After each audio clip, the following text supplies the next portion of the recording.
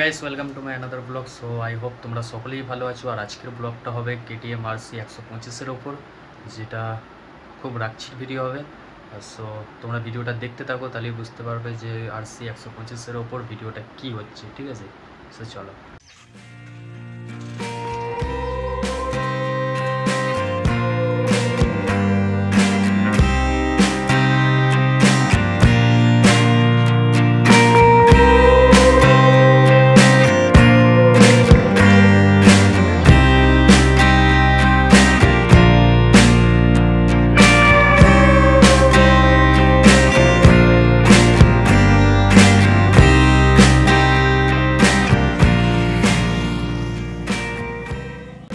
তোমাদের লাগবে?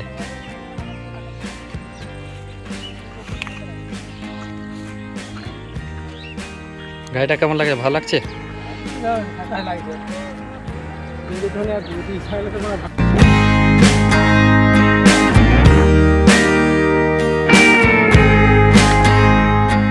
তো গাইস, যে বাইকটার কথা বলছিলাম এটা হচ্ছে সেই বাইক।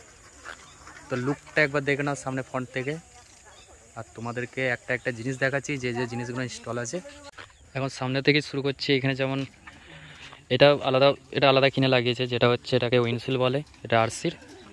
ঠিক আছে, আর যেমন এই বডি কিটটাকে আর পেছনের এই সিটে যে কাউলটা থাকে এইগুলোকে এক্স2 কিট বলে, যেটা ফুল বডি কিট। ঠিক আছে, তোমরা ট্যাঙ্কিটা বাদে জাস্ট এইগুলোই আর কি ইনস্টল হয়েছে। আর এইখানে আপাতত টেল টাইটি আছে, বাট নাম্বার প্লেট ইন্ডিকেটার এখন ইনস্টল হয়নি। আর এই যে বাইকের কালারটা দেখতে পাচ্ছি, এটা এই বাইকের কালার না, এটা অরেঞ্জের ওপর আসে, যেটা ফার্স্ট যে মডেলটা উঠেছিল 125-এর অরেঞ্জের মধ্যে।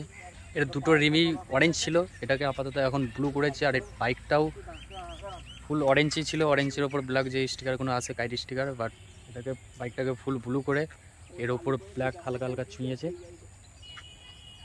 আর এখানে যেমন 390 লিখেছে, বাট এটা 390 নয়, 125 ভুল করে হয়তো লিখে ফেলেছে। সো গাইস, আজকের ব্লগটা এইটুকুই। আর তোমাদের সকলের ভিডিওটা কেমন লাগলো অবশ্যই সকলে কমেন্ট করে জানাবে। আই হোপ তোমাদের সকলের ভিডিওটা ভালোই লাগবে।